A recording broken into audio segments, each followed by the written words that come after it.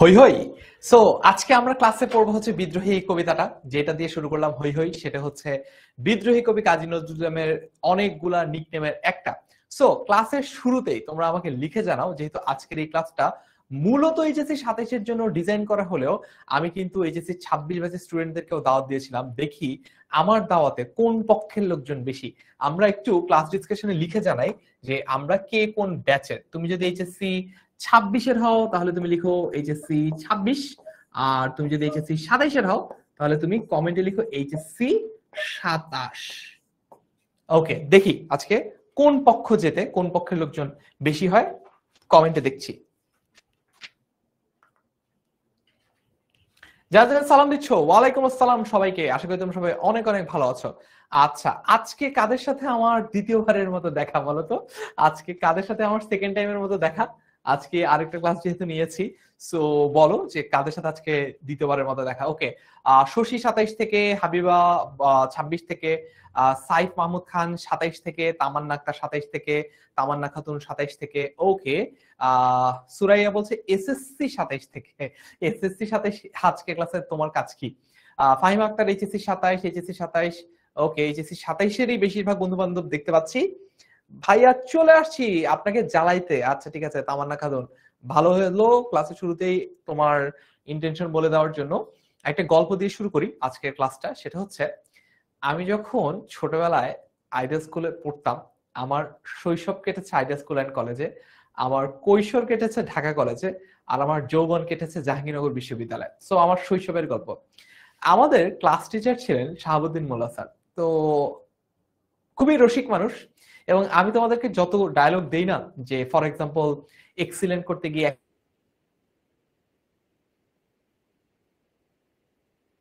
Dialogue আসলে স্যারের মুখ থেকেই শোনা এবং স্যারের কাছ থেকেই শেখা। সো আমি সবসময় স্যারকে অনেক রেসপেক্ট করি। এখন স্যার ক্লাস 9-এ আমাদের ক্লাস টিচার ছিল, 9 না সরি ক্লাস 10-এ আমাদের ক্লাস টিচার ছিল। তো একদিন ক্লাসে এসেই বলল, এই ফারহান তুই কই রে? আমি লাস্টের বেঞ্চ থেকে হাত তুলে বললাম, স্যার এই যে এখানে, আমি মাত্র ক্লাসটা স্টার্ট হয়েছে। তো তখন স্যার বলল, কান ধরে বেঞ্চের উপর দাঁড়া। আমি বললাম যে স্যার আমি এখনো কিছু করি নাই। স্যার এই কথা শুনে বললো যে তুই কিছু না কিছু একটা করবি আমি জানি, তুই আগেই কান ধরে বেঞ্চের উপর দাঁড়া যাতে কিছু করতে না পারিস। তো আজকে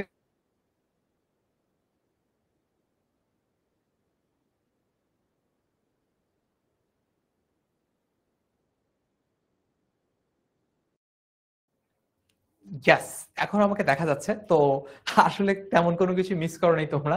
আমি মোটামুটি আমাদের কোর্সের বিজ্ঞাপন করছিলাম যখন স্ক্রিনটা অফ হয়ে গেছিল, কারণ ভাগ্য বোধহয় চায় না যে কোর্সের বিজ্ঞাপন হোক ক্লাসের মধ্যে। জোকস অ্যাপার্ট, আমাদের যে কোর্সটা রয়েছে এইচএসসি 26-এর অথবা 27-এর দুইটা ব্যাচের জন্য আমরা একই রকম ভাবেই পড়াই। এইচএসসি 26 অনলাইন ব্যাচ বাংলা অথবা এইচএসসি 27 অনলাইন ব্যাচ বাংলা, যেখানে আমরা এইচএসসি এবং অ্যাডমিশন দুইটা সেগমেন্টে যাতে তোমার সিকিউর হয়, এইচএসসি তে যাতে তুমি সুন্দর মতো বাংলা এ প্লাস পাও, এবং এইচএসসি আর পর অ্যাডমিশন টেস্টেও যাতে তুমি চমৎকার ভাবে তোমার পছন্দের বিশ্ববিদ্যালয়ে চান্স পেয়ে যাও, সেভাবে কিন্তু পড়াচ্ছি আমরা। ওকে, সো চাইলে আমি একটু তোমাদেরকে একটু কোর্সে গিয়েও দেখাতে পারি যে কিভাবে কিভাবে আমাদের কোর্সে যেতে হয়, সেটা যদি একটু দেখাই। সো তোমরা যেটা করবা সেটা হচ্ছে গিয়ে যে তোমরা প্রথমে 10ms.com লিখবা। ঠিক আছে, কি লিখবা? 10ms.com লিখে তোমরা 10 মিনিট স্কুলের ওয়েবসাইটে চলে যাবে। এই যে এইটা হলো 10 মিনিট স্কুল। সো এখানে যাওয়ার পর দেখো এখানে সবকিছু দেখা যাচ্ছে। অলরাইট, সো তোমরা ক্লাস 6 to 12 উপরে যে বাটনটা আছে এটাতে ক্লিক করবা। এই বাটনটাতে ক্লিক করার পরে তোমরা এইচএসসি, যেহেতু স্টুডেন্ট এইচএসসি তে ক্লিক করবা। এইচএসসি তে ক্লিক করার পরে তোমরা কিন্তু সবগুলো কোর্স এখানে দেখতে পাচ্ছ। এইচএসসি 27 অনলাইন ব্যাচ বাংলা ইংরেজি ও আইসিটি কোর্স রয়েছে। ওকে, সো এরকম সবগুলো কোর্স এখানে রয়েছে। আমি যদি একটু দেখাই, এইখানে রয়েছে আমাদের এইচএসসি 27-এর বাংলা কোর্সটা। বিস্তারিত দেখাতে ক্লিক করো। এরপরে চাইলে তোমরা এখানে ফ্রি যে ক্লাসগুলো রয়েছে, ফ্রি ক্লাস দেখতে ক্লিক করে এখানে আমাদের ফ্রি ক্লাসগুলো দেখে নিতে পারো, এবং কোর্সটা চাইলে এখান থেকে পারচেজ করে ফেলতে পারো। ওকে, ঠিক আছে, এগিয়ে যেন ক্লিক করলেই কাজ হয়ে যাবে। আশা করি তোমরা বুঝে ফেলেছো যে আমাদের কোর্সে কিভাবে ভর্তি হতে হয়। আচ্ছা চলো এইবার তাহলে আমরা কবিতাটা পড়া শুরু করে দেব। এইবার আমরা কবিতাটা পড়া শুরু করে দেব এই কারণ হচ্ছে যে আমাদের এই মূল আলোচনাটা কবিতাটা নিয়ে। ওকে, ঠিক আছে। একজন বলেছে ভাইয়া পেইড ব্যাচে অনেক সুন্দর করে বুঝায়, তার মানে এই না যে আজকে ফ্রি ক্লাসে আমি খারাপ ভাবে বুঝাবো। আমি ফ্রি ক্লাসেও আমার সর্বোচ্চ চেষ্টা করব যাতে তোমরা সবকিছু ভালো মতো বুঝতে পারো। আমরা শব্দার্থটা আপাতত স্কিপ করছি, কারণ আমরা যখন কবিতাটা পড়াবো শব্দার্থগুলো আলটিমেটলি কবিতার প্রত্যেকটা শব্দের সাথে আমি এমনি বলে দিব। সো এটা নিয়ে টেনশন করার কিছু নাই, শব্দার্থগুলো তোমাদের আলটিমেটলি নিজেদেরকেও পড়তে হবে। আচ্ছা, চলো কবিতাটা দিয়ে স্টার্ট করা যাক। আমরা যারা পেইড ব্যাচে এখনো ভর্তি হই নাই তাদের জন্য একটা জিনিস দেখে, আমাদের স্লাইডে একটা ব্যাপার আছে। দেখো আমাদের স্লাইডে না সবকিছু দেওয়া থাকে। দেখো এটা হচ্ছে মূলত কবিতাটা, বলো বীর বলো উন্নত মমশির, শির নেহারি আমারই নত শির ওই শিখর হিমাদ্রির। এটা হচ্ছে তোমার বইয়ের কবিতার পার্টটা। এখন আমাদের ক্লাসের স্লাইডে, আমাদের পেইড ব্যাচের ক্লাসের স্লাইডে প্রত্যেকটা যা যেখানে আমি সরে দাঁড়িয়ে তোমাদেরকে ব্যাখ্যা দেখাই, দেখো প্রত্যেকটা জিনিসের আলাদা আলাদা করে কিন্তু এই যে ব্যাখ্যা দেখা যাচ্ছে, দেখেছো? প্রত্যেকটা জিনিসের আলাদা আলাদা করে ব্যাখ্যা দেখা যাচ্ছে, শব্দার্থ দেখা যাচ্ছে। এই জন্যই আমি ক্লাসের শুরুতে আলাদা করে আসলে শব্দার্থটা পড়াই নাই, কারণ শব্দার্থ তোমরা এখানে এমনিতেই পাবা। ওকে, চলো তাহলে কবিতাটা শুরু করে দেওয়া যাক। বলবীর বলবীর বল উন্নত মমশির, শির নেহারি আমারই নতশির ওই শিখর হিমাদ্রির। মানে কি? প্রথম যখন ছোটবেলায় আমি এই লাইনটা পড়ছি আমি বলছি বাপ রে বাপ, এত কঠিন কবিতা লিখে একটা লোক বাংলাদেশের জাতীয় কবি হলো কিভাবে? এই লেখাটা তো দেখে মনে হচ্ছে না বাংলা, দেখে তো মনে হচ্ছে সংস্কৃত। তারপরে তো আমি ভীষণ টেনশনে পড়ে গেলাম বাংলা এ প্লাস পেয়ে। কিন্তু সে যাই হোক, আলহামদুলিল্লাহ তখন আমার ভালো কিছু বাংলা টিচার সান্নিধ্যে আমি এসেছিলাম এবং বাংলা আমি পড়ে আলহামদুলিল্লাহ ভালো একটা রেজাল্ট করতে পেরেছি। তো চলো আমরা আলোচনা শুরু করে দিই। বলবীর মানে একজন বীর, বীর অনেকে শক্তিশালী, ঠিক আছে, পালোয়ান, সাহসী, বীর, তাকে বলতে বলছে বলবীর। মানে তুমি বলো, কি বলবো? বলো উন্নত মমশির। উন্নত মানে কি? উন্নত বলতে নর্মালি আমরা বুঝি ডেভেলপড, কিন্তু এইখানে বা উন্নত শব্দটা আমার হচ্ছে উঁচু। উন্নত ব্যাপারটা একটু বুঝাই, সেটা হচ্ছে যে আমরা যদি দেশের আলোচনা করি, আমরা যদি মনে করো দেশের আলোচনা করি, যে ফর এক্সাম্পল পৃথিবীর উন্নত দেশের তালিকায় আছে হচ্ছে ইউএসএ, হ্যাঁ, তারপর মনে করো জাপান, হ্যাঁ, এরা হচ্ছে দেশের উন্নত দেশের তালিকা আছে। এখন মধ্যামধ্যে আছে হচ্ছে ফর এক্সাম্পল ইন্ডিয়া বা ব্রাজিলও বলতে পারি, আর শেষের দিকে তলানির দিকে আছে মনে করো সুদান, আর মনে করো কেনিয়া, এরা আছে নিচের দিকে। ওকে, তো একদম উপরের দিকে যারা আছে তাদেরকে কি বলে? তাদেরকে বলে হচ্ছে ডেভেলপড। আর এই বেচারাদেরকে বলা হচ্ছে আন্ডার ডেভেলপড। আমরাও কিছুদিন আগে আন্ডার ডেভেলপড ছিলাম, আমরাও খুব বেশি দিন আগে এলসিডি ভুক্ত দেশের তালিকা থেকে বের হয়ে আসেনি। তো ডেভেলপডের বাংলাই হচ্ছে গিয়ে উন্নত। তার মানে উন্নত বলতে বোঝানো হয় যেটা আসলে উপরের দিকে আছে। উন্নত শব্দটা তাহলে আক্ষরিক অর্থ দাঁড়াচ্ছে কি? উন্নত শব্দের আক্ষরিক অর্থ দাঁড়াচ্ছে হচ্ছে উঁচু। উঁচু, বুঝতে পেরেছ? তাহলে বলো বীর, বলো চির উন্নত মমশির।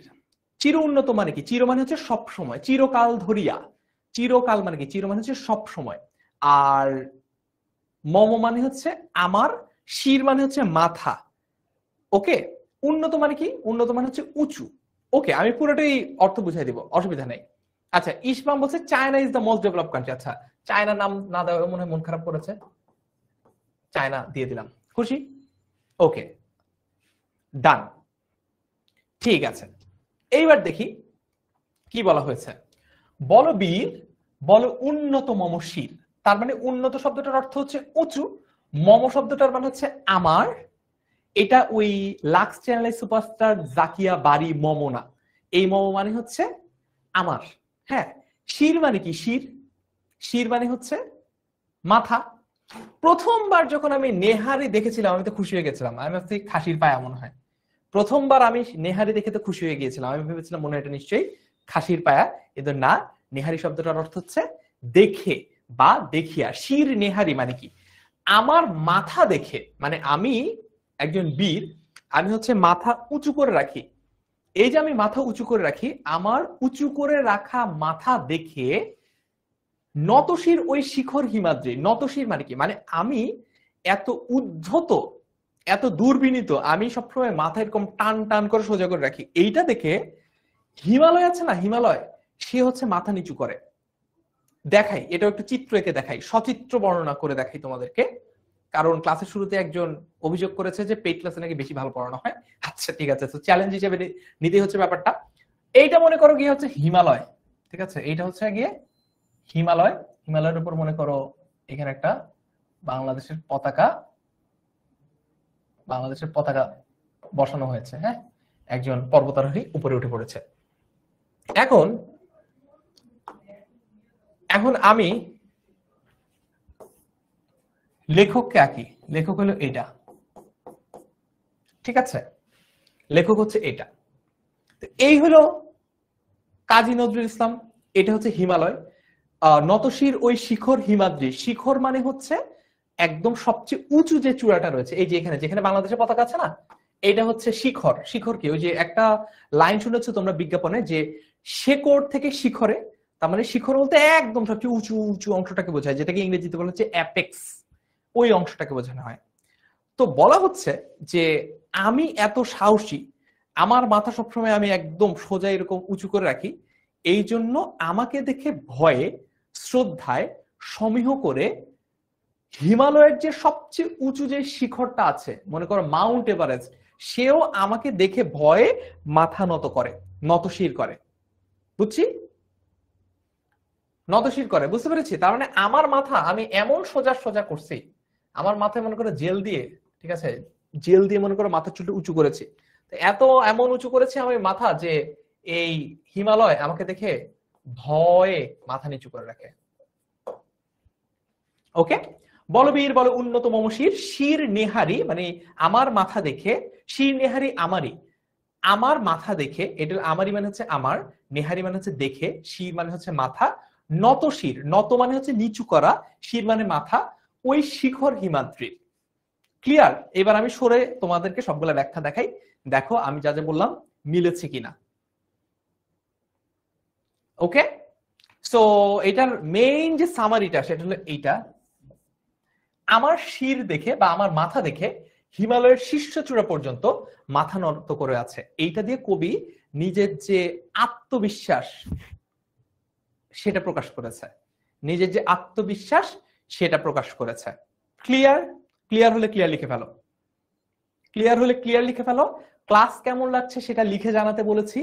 এইচএসসি 27 স্টার স্টুডেন্টস 10 গ্রুপে যদি তুমি 7 ব্যাচের হয়ে থাকো, আর যদি তুমি 26 ব্যাচের হয়ে থাকো, তাহলে তোমরা লিখে জানাবা এইচএসসি 26 স্টার স্টুডেন্টস 10 এই গ্রুপটাতে। ওকে, ঠিক আছে, চলো তারপরে দেখি। আমি চির দুর্দম দুর্বিনীত নৃশংস মহাপ্রলয়ের, আমি নটরাজ, আমি সাইক্লোন, আমি ধ্বংস। কি ভয়ঙ্কর। আচ্ছা, একটা একটা করে ব্যাখ্যা দেই। আমি চির দুর্দম, চির মানে তো সবসময়, এটা তো আমরা জানি, চির মানে সবসময়, এটা আমরা জানি, চিরকাল, চিরস্থায়ী, চিরপরিচিত। আচ্ছা, আমি চির দুর্দম, দুর্দম মানে কি, দুর্দম মানে হচ্ছে যাকে দমন করা অনেক কষ্ট।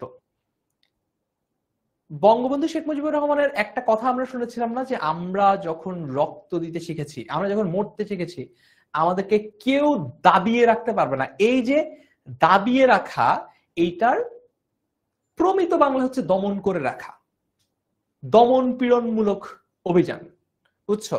চির দুর্দম মানে কি, চির দুর্দম মানে হচ্ছে যাকে দমন করা হয় সম্ভবই না অথবা অনেক কষ্ট। আচ্ছা, দুর্বিনীত, দুর্বিনীত হচ্ছে বিনীত আছে না, I am very humble, I am very humble toward my students, actually I am not. তো ওই বিনীত শব্দটার বিপরীত শব্দ হচ্ছে দুর্বিনীত, মানে একদম খাস বাংলায় যদি বলে বেয়াদব। কবি কাজী নজরুল ইসলাম নিজেই নিজেকে বলে, নিজেই নিজেকে বলছে আমি বিএসটিআই অনুমোদিত আন্তর্জাতিক মানের বেয়াদব। কে বলছে? কাজী নজরুল ইসলাম নিজে নিজে সম্পর্কে বলছে, এই যে আমি দুর্বিনীত। ওকে, মেনে নিলাম। তারপর বলে কি, আমি নৃশংস, মানে আমি খুবই ভায়োলেন্ট, আমি খুবই ভয়ঙ্কর, আমি খুবই হিংস্র, বাঘের মতো। দেখলেই কোনো যারে দেখি তারই খামচি দেই, ঠিক আছে, যাকে দেখি তারই ঘাড় মটকে দেওয়ার চেষ্টা করি। কে বলছে? কবি কাজী নজরুল ইসলাম নিজেই নিজের সম্পর্কে বলছে। এই ডেঞ্জারাস একটা লোক। মহাপ্রলয়ের আমি নটরাজ, আমি সাইক্লোন, আমি ধ্বংস। আচ্ছা, নটরাজ বলতে মূলত মহাদেব শিবকে বোঝানো হয়। হিন্দু ধর্ম অনুসারে, আমি একটা কম্পারেটিভ অ্যানালিসিস দিয়ে, একটা অ্যানালজি দিয়ে বুঝাই, don't take it too seriously, just একটু বোঝার জন্য বুঝো আর কি। আলাদা আলাদা ধর্মে এই পুরো মহাবিশ্ব শেষ হওয়ার আলাদা আলাদা বর্ণনা আছে, মানে পুরো মহাবিশ্ব ধ্বংস হয়ে যাওয়ার, শেষ হয়ে যাওয়ার একটা আলাদা আলাদা বর্ণনা আছে। যেমন ইসলাম ধর্ম অনুযায়ী যেটাকে বলা হচ্ছে কিয়ামত, একদম সবকিছু ধ্বংস হয়ে যাবে। অলরাইট, এখন হিন্দু ধর্ম অনুসারে এই সেম সিচুয়েশনটাকে বলা হচ্ছে মহাপ্রলয়। এটাকে কি বলা হচ্ছে? মহাপ্রলয়। এই মহাপ্রলয়ের কিয়ামতের যেরকম আলামত থাকে, এই মহাপ্রলয়ের একটা সিমটম বা একটা কম্পোনেন্ট কিংবা একটা উপাদান হচ্ছে এই নটরাজের নাচ। এই যে প্রলয়ের নৃত্য যেটাকে বলা হয়, এই নাচের সাথে এই যখন মহাদেব শিব যখন নাচবে, যাকে নটরাজ বলা হচ্ছে। আমি জানি না তোমরা ছোটবেলায় এই নাটারাজ এই কোম্পানির কলম পেন্সিল ব্যবহার করেছো কিনা, আমি করেছিলাম। আমি জানতাম না যে এটা আসলে নটরাজ থেকে এসেছে। নাটারাজ একটা ইন্ডিয়ান কোম্পানি, সো এটার কলম পেন্সিল ইরেজার এগুলো আমরা ব্যবহার করতাম। এখন মার্কেটে আছে কিনা জানি না, কারণ পেন্সিল দিয়ে তো আসলে লেখা হয়ই না, তো এই জন্য আমি জানি না। তোমরা এই কোম্পানি চিনে থাকলে জানাও। তো ওইখান থেকে এসেছে নটরাজ। আমি নটরাজ, আমি সাইক্লোন, আমি ধ্বংস। সাইক্লোন মানে কি? সাইক্লোন মানে হচ্ছে ওই যে ঘূর্ণিঝড়। আমি ধ্বংস, ধ্বংস মানে হচ্ছে আমি আই এম দ্য ডিস্ট্রয়, আমি সবকিছুকে ধ্বংস করে দেই। আমি সবকিছুকে কি করি? সবকিছুকে আমি রীতিমতো ধূলিসাৎ করে দেই। একজন বলছে ভাইয়া কেন নাচবে? খুবই ইন্টারেস্টিং প্রশ্ন।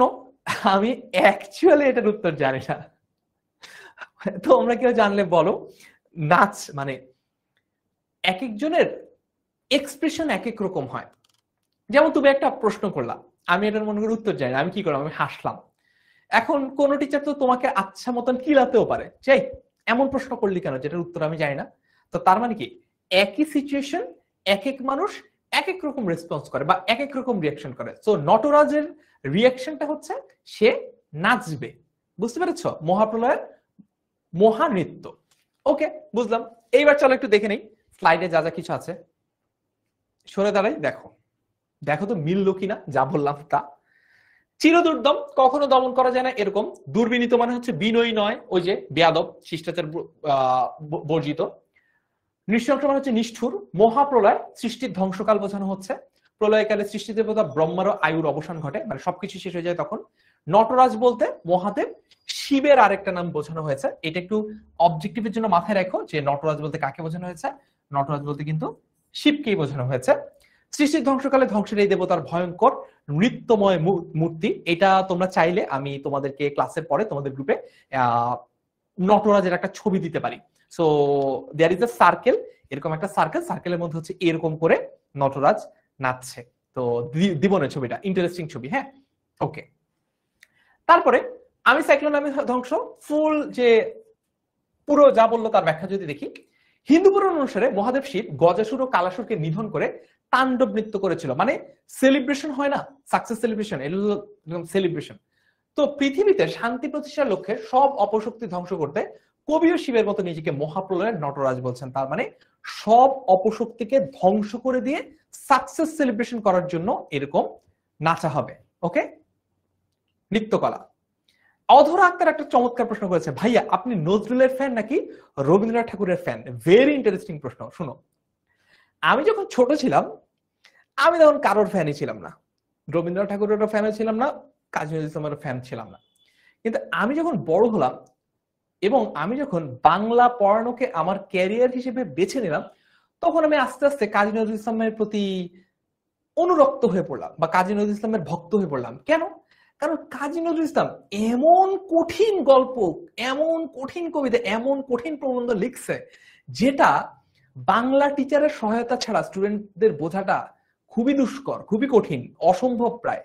তার মানে আমার পেশাগত সাফল্যের একটি বড় অংশ যোগ করেছে কাজী নজরুল ইসলাম। কাজী নজরুল ইসলাম যদি সহজ ভাষায় হুমায়ুন আহমেদের মতো গল্প কবিতা লিখতো, তোমরা কেউ বাংলা পড়তে আসতা? সো এই জন্য আমি কাজী নজরুল ইসলামের ফ্যান, আমার কাজী নজরুল ইসলামের লেখা খুবই ভালো লাগে, বুঝতে পারছো? কারণ কাজী নজরুল ইসলামের লেখা দিয়েই স্টুডেন্টদেরকে ভয় দেখানো যায় এবং কনভিন্সড করা যায় যে যদি বাংলা প্রাইভেট না পড়ো তাহলে কিন্তু বাংলায় A+ মিস, বুঝছো? আচ্ছা, ওকে, ঠিক আছে। তারপরে দেখি, আল্লাহ, একজন বলছে স্যার এইচএসসি ছাত্রীদের ক্লাস কবে থেকে স্টার্ট হবে? এই মাস থেকে শুরু হয়ে গেছে তো, 1 তারিখ থেকে। তুমি এখনো কোর্সে ভর্তি হও নাই? তাড়াতাড়ি 1691 তে কল দিও। আচ্ছা, ওকে, বুঝলাম। এরপরে যাই, আমি মহাভয় আমি অভিশাপ পৃথ্বীর। বাই দ্য ওয়ে, এই স্লাইড গুলো কিন্তু তোমাদের ডেমো ক্লাসের জন্য যে আলাদা করে বানানো হয়েছে এরকম না, আমাদের পেইড ব্যাচের স্লাইডই এরকম। পেইড ব্যাচে আমরা আরেকটু কিছু মডিফাই করি, ঠিক আছে, আরেকটু মডিফাই করা থাকে, বাট মোরাললেস ক্লাসটা কিন্তু এরকমই। দেখো এইবার এতক্ষণ যা পড়লাম তার ব্যাখ্যাবার স্লাইডে দেওয়া আছে।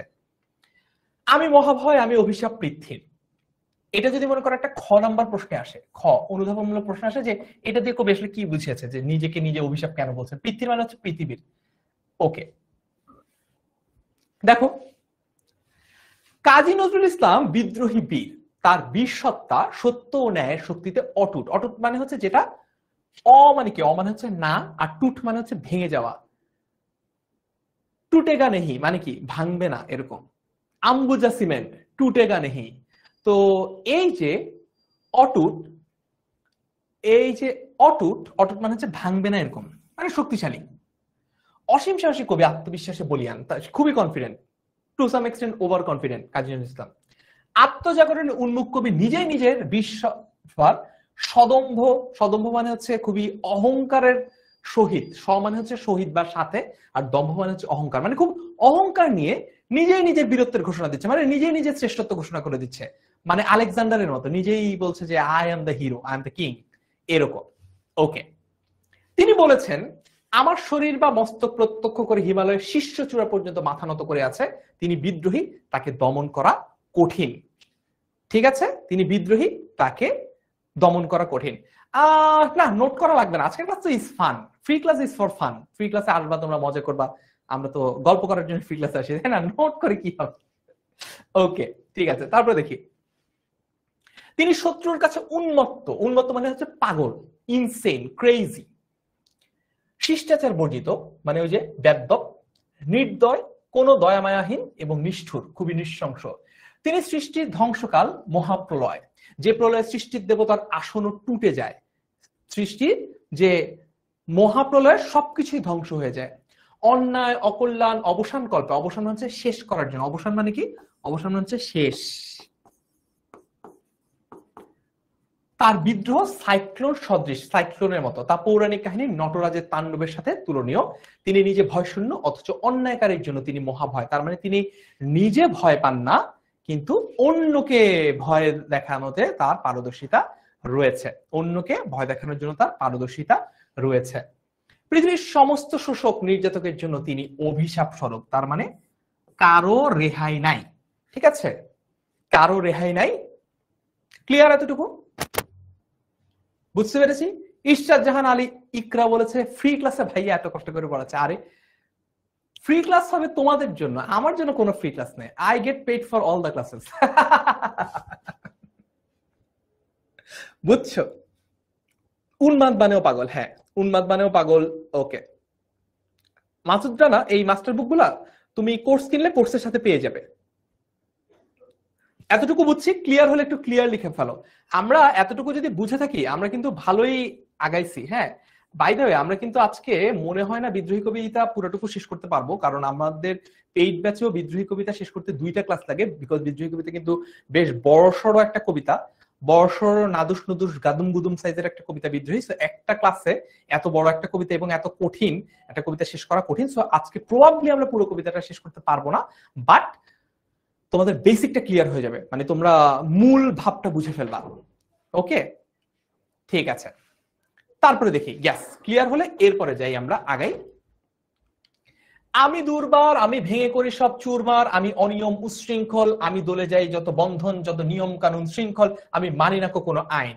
আচ্ছা, এর মানে কি? এর মানে হচ্ছে মোবারক অনেকক্ষণ ধরে বলছে স্যার বাংলাদেশের খেলা থাকলে ক্লাস দিয়েন না, কেন তুমি কি খেলতে যাও? এই জন্যই তো বাংলাদেশ টিমের এই অবস্থা। যাই হোক, শোনো, আমি দুর্বার মানে আমাকে কেউ আটকে রাখতে পারে না, আমাকে কেউ কি করতে পারে না, আমাকে কেউ আটকে রাখতে পারে না। আমি ভেঙে করি সব চুরমার, তার মানে আমি সব ভেঙে গুঁড়া গুঁড়া করে দেই, একদম ধ্বংস করে, একদম পাউডারের মতো করে ফেলি, একদম পাউডারের মতো করে ফেলি। ওকে, আমি অনিয়ম উশৃঙ্খল। আমি অনিয়ম উশৃঙ্খল মানে কি, মানে আমি কোনো নিয়ম কানুনই মানি না, আমি যত অনিয়ম আছে সব আমি করি, আমি খুবই উশৃঙ্খল, খুবই বিশৃঙ্খল, কোনো নিয়ম শৃঙ্খলার ধার আমি ধারি না, একদম তোমাদের মতো, একদম তোমাদের মতো। আমি দলে যাই। আচ্ছা, দলে মানে হচ্ছে পদদলিত করি, মানে হচ্ছে এই যে কেউ মনে করো পা দিয়ে কোনো কিছু পাড়িয়ে চলে যাচ্ছে, সেটাকে হচ্ছে দলে যাওয়া বলে। আমি দলে যাই যত বন্ধন, তার মানে আমি কোনো পারিবারিক আত্মিক কোনো বন্ধন আমি মানি না, আমি কোনো কিছু তোয়াক্কাই করি না, পাত্তাই দিই না। কেউ আমাকে প্রপোজ করলে আমি রিজেক্ট করে দিই। কাজী নজরুল ইসলাম বলছে যে আমি দলে যাই যত বন্ধন, সবকিছু, তিনি কোনো কিছু তোয়াক্কা করেন না, যত নিয়ম কানুন শৃঙ্খল আমি মানি না কোনো আইন, তার মানে আমি কোনো আইন কানুন আমি মানি না।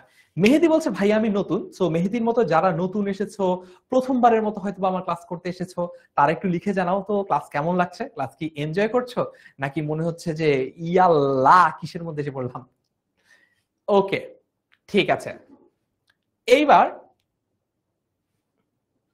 একজন বলছে দোলে এভাবে লিখেছে কেন, অনুপ বড়ুয়া একটা ভালো কথা বলেছে, সেটা হচ্ছে এই যে ইলেক, এটাকে ইলেক চিহ্ন বলে, এটা দিয়ে কোনো কিছু একটা উজ্জ করা বোঝে। যেমন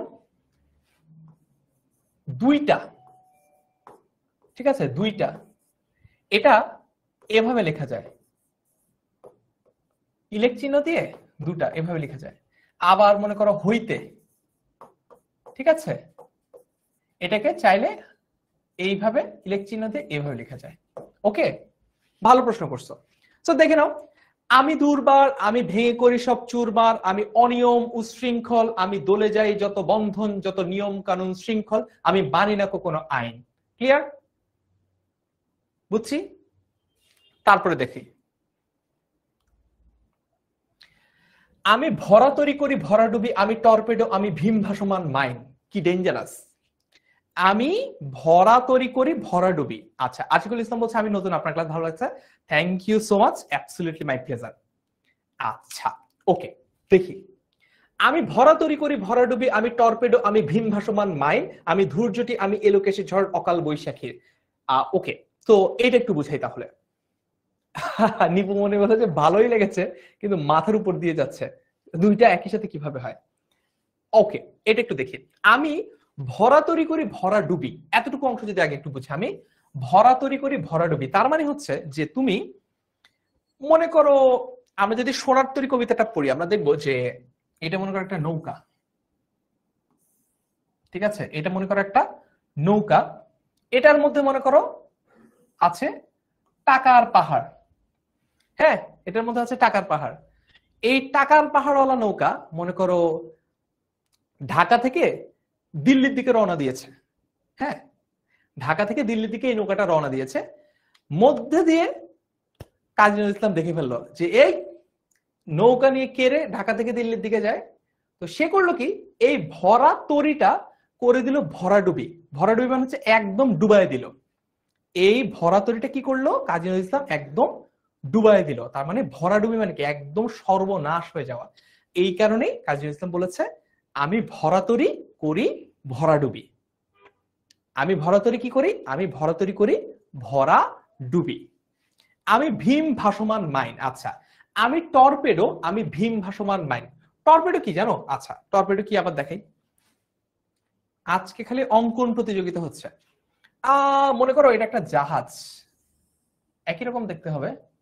এটা মনে করো একটা জাহাজ। হ্যাঁ, তো জাহাজের এইখান দিয়ে হচ্ছে এই পেরিস্কোপ দিয়ে দেখা যায়, পেরিস্কোপ দিয়ে উপরের দিকে দেখা যায় কি আছে, নিচ থেকে মনে করো মানুষ দেখছে পেরিস্কোপ দিয়ে। আর এটা মনে করো হচ্ছে জাহাজটা। ওকে, এখন এটা আসলে যেন তেন জাহাজ না, এটা হলো একটা ডুবো জাহাজ। কি জাহাজ?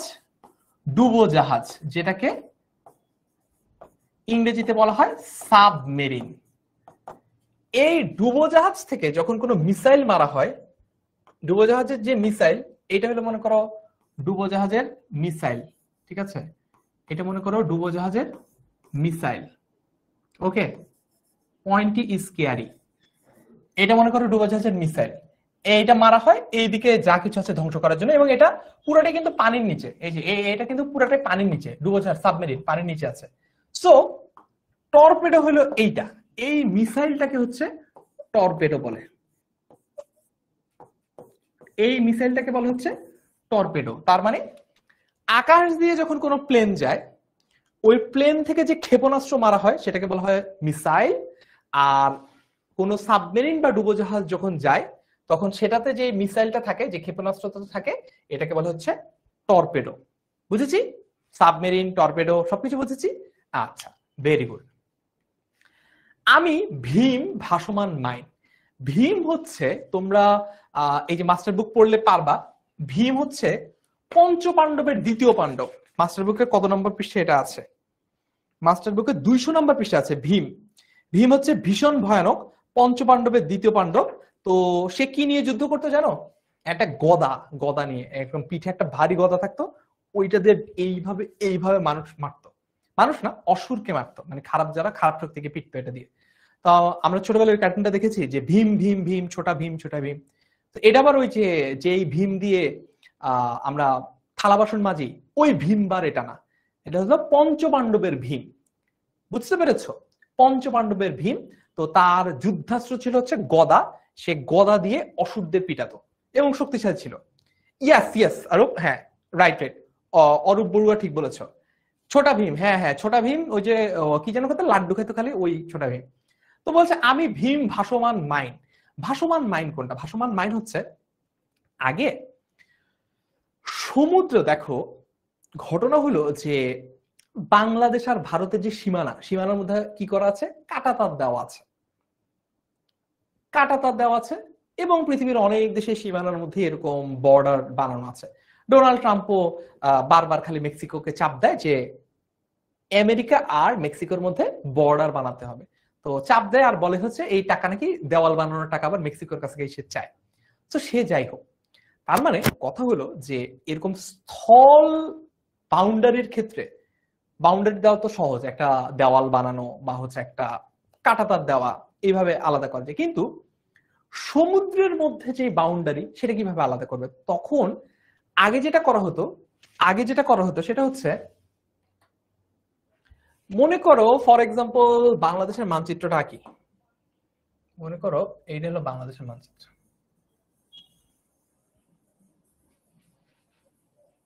ঠিক আছে? খুব একটা ভালো হচ্ছে না, তাতে কি, এই হচ্ছে গিয়ে মনে করো মোরলেস বাংলাদেশের মানচিত্র। এখন এইদিকে কিন্তু সমুদ্র, এটা কিন্তু আমাদের আন্তর্জাতিক সীমা, কিন্তু এটা সমুদ্র, এটা হলো বঙ্গোপসাগর, বঙ্গোপসাগর। আবার এইদিকেও কিন্তু আমাদের আন্তর্জাতিক সীমা, আর এইদিকে হলো গিয়ে মায়ানমার। হ্যাঁ, এদিকে ওদের ওদের সমুদ্র, এদিকে আমাদের। এখন এদিকে তো ভারত, এই পুরো জায়গাটা, এই পুরো জায়গাটা কারা? ভারত, তাই তো, ভারত। এখন এইদিকে তো ওদের সমুদ্র আছে, এই সাইডটাতে গুজরাট, গুজরাটের বন্দর টন্দর আছে। তো এইদিকে কি আছে? এইদিকে কিন্তু ওদের সমুদ্র, আমাদের সমুদ্র এইদিকে, ওদের সমুদ্র ওইদিকে। তো এই জায়গাগুলোতে তো কাঁটাতারের বেড়া দেওয়া আছে, কিন্তু এইখানে তো কিছু দেওয়া নেই। তো সমুদ্র পথে বর্ডার মেনটেন করার জন্য আগে মাইন পেতে রাখা হতো, যেগুলো হচ্ছে ভাসমান। তার মানে ওয়াটার যে সারফেস, পানির যে তল, পানির মধ্যে ভেসে থাকতো, ওইটা টাচ করলে, কোনো নৌযান, কোনো মানুষ ওইটা টাচ করলেই বুম, ওইটা তখন ব্লাস্ট করতো। এই জন্য আলাদা করে পাহারা না দিয়েও, আলাদা করে কোনো চেকপোস্ট কিংবা আলাদা করে কোনো কোস্ট গার্ড না রেখেও এরকম ভাসমান মাইন দিয়ে আগে সমুদ্র সীমা রক্ষিত রাখা হতো। আগে কি করা হতো? সমুদ্র সীমা রক্ষিত করা হতো। বুঝতে পেরেছি? ওকে, ক্লিয়ার? আমি ধৈর্যটি, আমি এলোকেশে ঝড় অকাল বৈশাখী, ধৈর্যটি বলতে কাকে বোঝানো হচ্ছে দেখো তো? ধৈর্যটি বলতেও কিন্তু শিবকে বোঝানো হচ্ছে। দেখো শিব, এটাও একটু তোমাদেরকে বোঝাই দেই। তো যদি শিবের কথা বলছি না, আমি আমার কথা বলছি। মনে করো আমি যদি গোসল টোসল না করি, চুলে শ্যাম্পু ট্যাম্পু না দেই, কিছুদিন পর আমার চুল একদম জটাবদ্ধ হয়ে যাবে না? মানে চুল সবগুলো একসাথে জট পাকায় যাবে না? তো তখন কি হবে, তখন আমার চুলগুলা দেখে আমাকে মনে হচ্ছে চুল্লা গজা, আঙ্গুল গজা চিনো? ওই যে আগে আমাদের এলাকায় আসতো এরকম পুরানো হাড়ি পাতিল, তারপর ইত্যাদি বাসন কোসন ইত্যাদি দিলে আমাদেরকে হচ্ছে এক এক ধরনের মিষ্টি খাদ্য দ্রব্য দিত, যেটাকে আমরা বলতাম হচ্ছে আঙ্গুল গজা। তো এরকম যদি চুল হয় তখন আমরা তাকে বলতে পারি কি চুল্লা গজা, যে সবগুলো একসাথে পেঁচায় পেঁচায় এমন হয়ে গেছে। তো শিবের ক্ষেত্রে যেটা হয়, তা আমার পার্সোনাল এক্সাম্পল দিলাম যে আমার চুলটা যদি এরকম হতো তাহলে কেমন হতো। তো শিবের ক্ষেত্রে যেটা হয়, তার যেই জট, তার যে চুলের জট, এই জটগুলা দেখে দূর থেকে মনে হতো ধোঁয়ার মতো, মানে এত বড় বড় জট যে দূর থেকে দেখলে মনে হতো কারোর মাথা থেকে মনে হয় ধোঁয়া উঠছে, কারো মাথা থেকে কি উঠছে, কারো মাথা থেকে ধোঁয়া উঠছে, এই জন্য তাকে ধূর্যটি বলা হয়। আমি এলোকেশে ঝড়, এলোকেশে ঝড় অকাল বৈশাখীর মানে কি? এলোকেশ মানে কি? এলো মানে হচ্ছে এলোমেলো, আর কেশ মানে হচ্ছে চুল। এলো মানে হচ্ছে এলোমেলো, আর কেশ মানে হচ্ছে চুল। অর্থাৎ এলোকেশ বলতে কি বোঝানো হচ্ছে? এলোকেশ বলতে বোঝানো হচ্ছে যা এলোমেলো চুল, এইরকম। মানে যেই বৈশাখী ঝড়, এত বাতাস, যে চুল একদম এলোমেলো হয়ে যাচ্ছে, ঠিক আছে, চুল একদম এলোমেলো হয়ে যাচ্ছে, সেইটাকে বলা হচ্ছে এলোকেশের ঝড়। ওকে, সো পুরো লাইনটা কি? আমি ভরা তৈরি করি ভরা ডুবি, আমি টর্পেডো, আমি ভীম ভাসমান মাইন, আমি ধূর্যটি, আমি এলোকেশের ঝড় অকাল বৈশাখীর। ওকে, ঠিক আছে।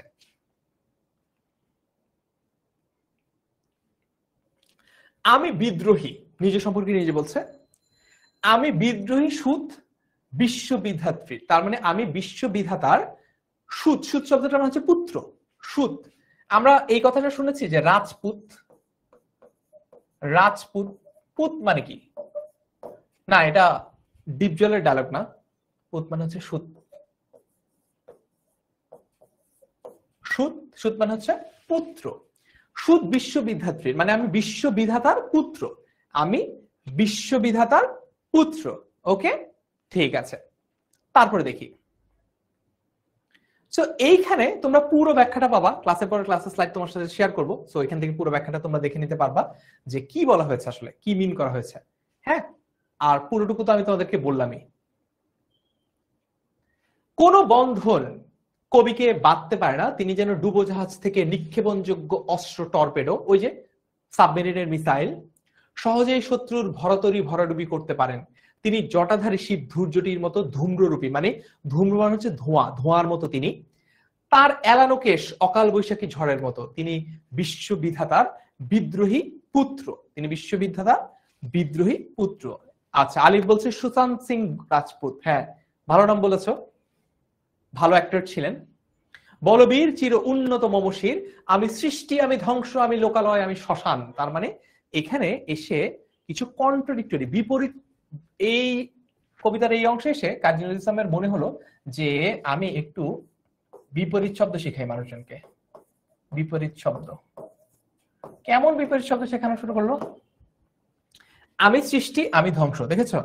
সৃষ্টির বিপরীত শব্দই হচ্ছে ধ্বংস। আমি লোকালয়, আমি শ্মশান। লোকালয় মানে হচ্ছে যেখানে অনেক মানুষ থাকে, আর শ্মশান মানে হচ্ছে যেখানে মানুষই থাকে না। বুঝেছো?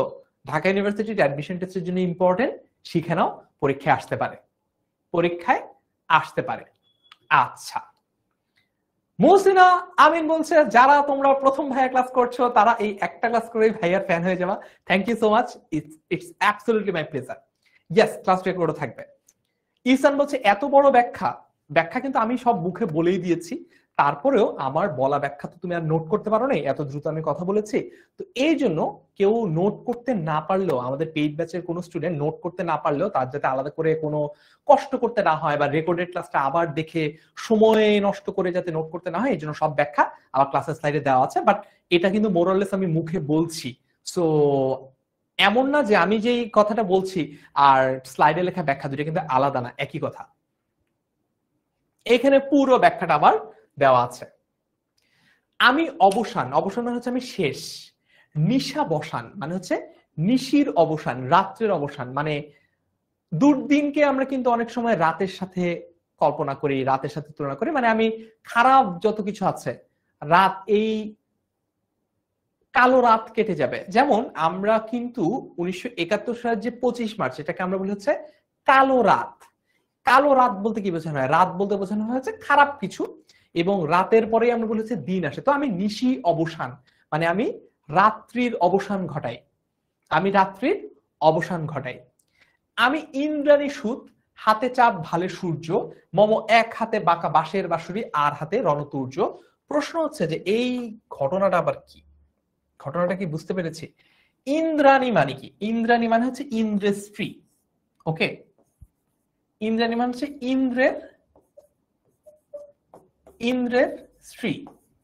এখন ইন্দ্রের স্ত্রীর নাম কি? ইন্দ্রের স্ত্রীর নাম হচ্ছে শচী। কত পৃষ্ঠা আছে দেখি তো, মাস্টার বুকে কত পৃষ্ঠা আছে দেখি তো।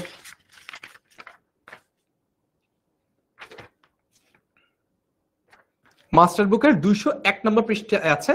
ইন্দ্রাণী সুত শব্দটার অর্থ হচ্ছে ইন্দ্রাণীর, ইন্দ্রের স্ত্রীর নাম হচ্ছে ইন্দ্রাণী বা শচী, তার পুত্রের নাম হচ্ছে জয়ন্ত, তার কথাই মূলত এখানে বোঝানো হচ্ছে। তো ইন্দ্রাণীর স্ত্রী।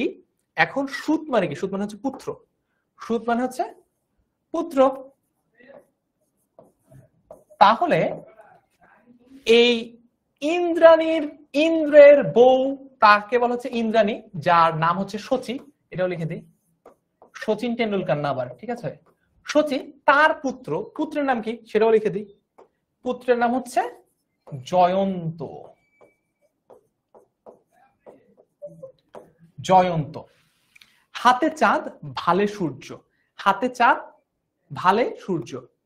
ওকে, একজন খুব অস্থির হয়ে গেছে, ভাই আপনি বলেন ক্লাসটা কয়টা বাজে শেষ হবে? ক্লাস চাইলে তো আমি 9টায় শেষ করতে পারি, আর যদি তোমরা আরো পড়তে ইন্টারেস্টেড থাকো তাহলে 9:30টায় শেষ করতে পারি। আপ টু ইউ, ঠিক আছে? Up to you. ওকে, ঠিক আছে। মম, মম মানে হচ্ছে আমার, এক হাতে বাঁকা বাঁশের বাঁশুরি আর হাতে রণতুর্য। রণতুর্য মানে হচ্ছে যুদ্ধের প্রতীক বোঝানো হচ্ছে। রণতুর্য বলতে যুদ্ধের প্রতীক বোঝানো হচ্ছে। দেখো, ভালে মানে কি? ভালে মানে হচ্ছে কপাল। এই যে ভাল, ভাল আছে না, ভাল মানে হচ্ছে কপাল। এইটা মম এক হাতে, মম এক হাতে বাঁকা বাঁশের বাঁশুরি আর হাতে রণতুর্য। এটা দিয়ে কি বোঝানো হচ্ছে যদি একটু বলি। এই বাঁশের বাঁশুরি, এটা দিয়ে বোঝানো হচ্ছে প্রেম। এই যে দেখো, এটা দিয়ে বোঝানো হচ্ছে প্রেম, প্রেমের কথা। আর তোমার ওই রণতুর্য দিয়ে বোঝানো হচ্ছে দ্রোহের কথা। দ্রোহ মানে কি? বিদ্রোহ, দ্রোহ, সংগ্রাম, যুদ্ধ, এইটা হচ্ছে, এইটা বোঝানো হচ্ছে। বুঝেছি? আচ্ছা, লাইনটা একটু দেখি। আমি অবসান নিশাবসান, আমি ইন্দ্রাণী সুত, হাতে চাঁদ ভালে সূর্য, মম এক হাতে বাঁকা বাঁশের বাঁশুরি আর হাতে রণতুর্য। আর হাতে কি? আর হাতে রণতুর্য। ওকে, ঠিক আছে। তারপরে দেখি, পুরা ব্যাখ্যাটা এখানে দেওয়া আছে। মম এক হাতে বাঁকা বাঁশের বাঁশুরি আর হাতে রণতুর্য বলতে আসলে কি বোঝানো হচ্ছে? যদি তোমার একটা খ নাম্বারে প্রশ্ন আসে, যদি একটা খ নাম্বার প্রশ্ন আসে তাহলে কি করবো? অনুধাবনমূলক প্রশ্নে বললো মম এক হাতে বাঁকা বাঁশের বাঁশুরি আর হাতে রণতুর্য বলতে কি বোঝানো হচ্ছে ব্যাখ্যা করো। যদি এরকম একটা সৃজনশীল প্রশ্ন আসে তাহলে দেখো কি লিখবো আমরা। কবি গর্বিত যে তিনি বীর, মর্যাদায় তিনি চির উন্নত, তার শিল্প বা মস্তক, তার শির, লিখে এটা শির, তার শির বা মস্তক জগতে মর্যাদার শীর্ষে অবস্থান করে, কারণ তিনি অসত্য অসুন্দরকে ধ্বংস করে সত্য সুন্দরকে গড়ে তুলতে জানেন। যারা সামাজিক জীবনধারায় অভ্যস্ত মানুষের অধিকার হরণ করে, তাদেরকে সুন্দর জীবন থেকে বিচ্ছিন্ন করে রাখতে চায়, তাদের বিরুদ্ধে কবির বিদ্রোহ। তার মানে ওই যে বাঁশের বাঁশুরি বলতে প্রেমের কথা বোঝানো হচ্ছে, মানে প্রেমিক প্রেমিকাকে আকর্ষণ করার জন্য হচ্ছে বাঁশি বাজায়, সেই কথা বলা হচ্ছে বাঁশের বাঁশুরি। আর রণতুর্য বলতে বোঝানো হচ্ছে এই বিদ্রোহের কথা। তিনি রাতের অন্ধকার দূরকারী সূর্যালোকের মতো, মানে রাতের অন্ধকার যেমন সূর্য যখন উঠে তখন যেমন একদম দূর হয়ে যায়, তেমনটাই তিনি মানুষের পরাধীনতা নিশাবসানকারী ইন্দ্রাণীর পুত্র জয়ন্ত সদৃশ। তার মানে তিনি জয়ন্তের মতো, ঠিক আছে? তিনি কিসের মতো? তিনি জয়ন্তের মতো। একদিকে মানুষের জন্য তার গভীর ভালোবাসা, অন্যদিকে সেই ভালোবাসা রক্ষার জন্য বিদ্রোহ। একদিকে তার গভীর ভালোবাসা মানুষের প্রতি, আবার সেই ভালোবাসা রক্ষার জন্য যখন কঠোর হওয়া দরকার, যখন কঠিন হওয়া দরকার, তখন কিন্তু তিনি সেটাও বটে। তাই তিনি এক হাতে বাঁকা বাঁশের বাঁশরি এবং অন্য হাতে যুদ্ধাস্ত্র নিয়ে, যেটা রণতুর্য বলা হচ্ছে, তিনি শত্রুর মুখোমুখি হতে উদ্যত এক বীর। রণতুর্য কি জানো? সেটা হচ্ছে এরকম একটা হাতে ধরার মতো একটা জিনিস, যেটা হচ্ছে এইভাবে মানে চোখা জিনিস, শার্প একটা জিনিস, তীক্ষ্ণ ধারালো একটা জিনিস, যেটা এইভাবে ঘুরে। বুঝতে পেরেছো? মানে মনে করো এইভাবে করে তো তলোয়ার মারে, হ্যাঁ, তো রণতুর্যটা হচ্ছে এরকম যে যখন এরকম করে মারছে তখন এইখানে একটা চাকতি আছে যেটা ঘুরছে, মানে ঘুরতে ঘুরতে যদি তোমার এইখানে লাগে তুমি হয়ে যাবা। বুঝতে পেরেছো? এইটা হচ্ছে রণতুর্য। ক্লিয়ার? ক্লিয়ার হলে একটু ক্লিয়ার বলো তো। বাংলা ক্লাস কবে থেকে শুরু হয়েছে? এই মাসের 2 তারিখ থেকে শুরু হয়েছে তাহমিনা ইহসান। সো খুব বেশি দেরি হয় নাই, তুমি চাইলে এখনো ভর্তি হয়ে যেতে পারো। আমি তো দেখালাম কিভাবে তুমি ভর্তি হওয়া আমাদের কোর্সে, অথবা তুমি চাইলে 16910 নম্বরে কল দিয়েও ভর্তি হতে পারো। আচ্ছা ঠিক আছে। হ্যাঁ 9:30 পর্যন্ত পড়ালে ভালো হয় একজন বলছে, আবার অনেকে বলছে 9টা পর্যন্ত পড়ালে ভালো হয়, বাংলাদেশে নাকি খেলা চলছে। এ কি সর্বনাশ! আমি বেদুইন, আমি চেঙ্গিস, আমি আপনারে ছাড়া করি না কাহারে কুর্নিশ। আমি বেদুইন। বেদুইন মানে কি? একটা যাযাবর সম্প্রদায় আছে যারা এদিক ওদিকে ঘুরে ফিরে বেড়ায়, যারা কোথাও স্থায়ী হয় না, যারা কোথাও স্থায়ী নিবাস গড়ে তোলে না, যাদের কাজ হচ্ছে বিভিন্ন জায়গায় ঘুরে ফেরা বেড়ানোর মতো। যেমন বাংলাদেশে বেদে সম্প্রদায় আছে, তারা কোথাও এক্সাক্ট ফিক্স কোনো জায়গায় স্টে করে না, তারা বিভিন্ন জায়গায় ঘুরে বেড়ায়। এই বেদুইনরাও এরকম। আমি চেঙ্গিস। চেঙ্গিস হচ্ছে মঙ্গলয়েড যারা আছে, যারা আছে মঙ্গল গ্রহের নাম, হ্যাঁ, তাদের একজন নেতা ছিলেন এবং বেশ হিংস্র ছিলেন চেঙ্গিস খান। মানে রাজ্য জয় করার নেশায় তিনি কিন্তু মানুষ কম খুন করেন নাই, প্রচুর মানুষ মেরেছেন চেঙ্গিস খান। আমি আপনারে, আপনারে বলতে হচ্ছে নিজেকে, এখানে আপনারে বলতে আপনারে বোঝায় নাই, মানে আপনি এটা বোঝায় নাই। আপনারে বলতে বুঝিয়েছে আপনাকে, মানে নিজেকে ছাড়া করি না কাহারে কুর্নিশ। তার মানে আগে হতো কি, রাজ দরবারে, মনে করো রাজ দরবারে যে কেউ যেত, রাজাকে এভাবে কুর্নিশ করতে হতো, তাই না? তার মানে কুর্নিশ করা কি বোঝায়? কুর্নিশ করা রেসপেক্ট করা বোঝায়, বা হচ্ছে আনুগত্য প্রকাশ করা বোঝায়। মনে করো যখন ইবলিশ শয়তানকে মহান আল্লাহ বলেছিলেন যে আদম আলাইসাল্লামকে মাথা নত করতে, তখন সে এটা ডিনাই করেছিল। কেন? একটা সুপেরিয়রিটি কমপ্লেক্সের জন্য। ব্যাপারটা হচ্ছে এরকম যে আমি যদি কারোর আনুগত্য স্বীকার না করি, তার সামনে আমি মাথা নত করব কেন? তো এই জায়গাটায় কবি বলার চেষ্টা করছেন আমি আপনারে ছাড়া করি না কাহারে কুর্নিশ। তার মানে আমি কারো আনুগত্য স্বীকার করি না। কুর্নিশ বলতে, কুর্নিশ শব্দটার আক্ষরিক অর্থ হচ্ছে এইভাবে করে মাথা নত করা, রাজ দরবারের আগে যেটা প্রজা বা অন্য কেউ করতো। কিন্তু এখানে বলা হচ্ছে যে আমি আপনারে ছাড়া কাউরে করি না কুর্নিশ। এই শব্দটার মানে হচ্ছে যে আমি নিজেকে ছাড়া কাউকে তোয়াক্কা করি না, পাত্তা দেই না, সমীহ করি না, কারোর আনুগত্য স্বীকার করি না, কারোর কথা জেনে বুঝে শুনে আমি চলি না। ওকে, ঠিক আছে। আচ্ছা আফরা, তুমি যে কোনো ভাবে বই অর্ডার করতে পারো, নিজেও সরাসরি তোমার কেনা কোর্স থেকে অর্ডার করতে পারো, আবার চাইলে 16910 নম্বরেও কল দিয়ে নিতে পারো, কোনো সমস্যা নেই। ওকে ঠিক আছে। হ্যাঁ ফারিয়া আক্তার ঠিক বলেছে, সিজদা করে নাই দেখে এই পরিণতি ইবলিশের, রাইট। কুর্নিশ আর সিজদা কিন্তু আলাদা, বাই দ্য ওয়ে। কুর্নিশ হচ্ছে এইভাবে করে, আর সিজদা তো একদম আমরা নামাজের সময় যেটা করি সেটা হচ্ছে সিজদা। ঠিক আছে, তারপরে যদি দেখি, আমি বজ্র, আমি ঈশান বিশানে ওঙ্কার। তার মানে আমি বজ্র বলতে একদম বাজ, মানে যে বিদ্যুৎ চমকায় বাতাসে, ওইটার কথা বলছে। আমি ঈশান একটা দিকের কথা, আমি ঈশান বিশানে ওঙ্কার। ওকে, ওঙ্কার মানে কি? বিশাল জোরে, বিশাল জোরে যে হুঙ্কার করা, সেটাই হচ্ছে ওঙ্কার। আমি বজ্র ঈশান বিশানে ওঙ্কার, তার মানে হচ্ছে আমি অন্যায়ের বিরুদ্ধে কিসের মতো কঠিন? বজ্রের মতো কঠিন। ঈশান কি? ঈশান হচ্ছে একটা কোণের নাম। কোন কোণ? উত্তর পূর্ব কোণ। আর ওঙ্কার কি? ওঙ্কার হচ্ছে ওই যে খুব জোরে হুঙ্কার, খুব জোরে হুঙ্কার, এটাই হচ্ছে ওঙ্কার। ওকে, আমি ইসরাফিলের সিংহার মহাহুঙ্কার। ইসরাফিল আলাইহিস সালামের কাজ কি? যখন কিয়ামতের সময় হয়ে যাবে, পুরো পৃথিবী মহাবিশ্ব ধ্বংস করে দেওয়ার যখন সময় হয়ে যাবে, মহান আল্লাহর ইচ্ছায় বা তার আদেশে ইসরাফিল আলাইহিস সালাম একটা এরকম এরকম একটা বাদ্যযন্ত্র আছে, বাদ্যযন্ত্রটা একটু দেখাই, একে দেখাই, তোমরা মনে হয় চিনো এমনিতে। তো আগে যুদ্ধের সময় বাজানো হতো এটা। এইখানে একটা ছোট এই, ঠিক আছে, এদিকে বড় ফু দেওয়ার একটা জায়গা আছে, এইখানে মনে করো একজন ফু দিচ্ছে, ঠিক আছে। আগে যুদ্ধে এরকম হতো, যুদ্ধে দুই পক্ষ মুখোমুখি দাঁড়াতো, তখন এভাবে সিংগায় ফু দেওয়ার দিলেই যুদ্ধ শুরু হয়ে যেত, বুঝছো, এটা হলো সিংগা। তো এখন ঘটনা হলো যে ইসরাফিল আলাইহিসসালামও এরকম যখন একটা সিংগায় ফু দিবেন তারপরে আসলে কিয়ামতটা হবে, বুঝেছো?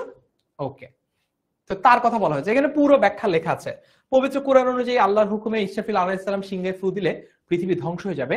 একইভাবে কবি অন্যায় অত্যাচারের বিরুদ্ধে হুঙ্কার স্বরূপ নিজেকে ইসরাফিলের সিংহার সাথে তুলনা করেছেন। পবিত্র কোরআনে উল্লেখিত বিশিষ্ট ফেরেশতার নাম ইসরাফিল আলাইহিস সালাম। তিনি বৃষ্টি ও খাদ্য উৎপাদনের দায়িত্বপ্রাপ্ত, মানে রিজিকের বন্টন করেন তিনি। কিয়ামত প্রলয়কালে হযরত ইসরাফিলের সিংহা ব্যবহৃত হবে। কবি এখানে ধ্বংসের প্রতীক বোঝানোর জন্য ইসরাফিলের সিংহার উল্লেখ করেছেন। বুঝতে পেরেছি? ঠিক আছে। আমি পিনাক পানির ডমরু ত্রিশূল ধর্মরাজের দণ্ড। এখন পিনাক পানি, এইখানে পিনাক হচ্ছে, আবারও আমরা কয়েকটা জায়গায় মহাদেব শিবের কথা পড়েছি, শিবের যে ধনুক, এই যে ধনুক, এইটাকে হচ্ছে পিনাক বলা হয়, পিনাক। ওকে, তিনি পিনাক হচ্ছে শিবের ধনুক। পানি শব্দের অর্থ কি? পানি যদি প আকার দন্তন্য রস্বইকার লিখি তাহলে এই পানি মানে হচ্ছে জল, ওয়াটার, ঠিক আছে, যেটা আমরা পান করি। আর আমরা যদি প আকার পা মূর্ধন্য রস্বইকার লিখি, প আকার পা মূর্ধন্য রস্বইকার লিখি, এইভাবে লিখি, তাহলে এটা মানে হচ্ছে হাত।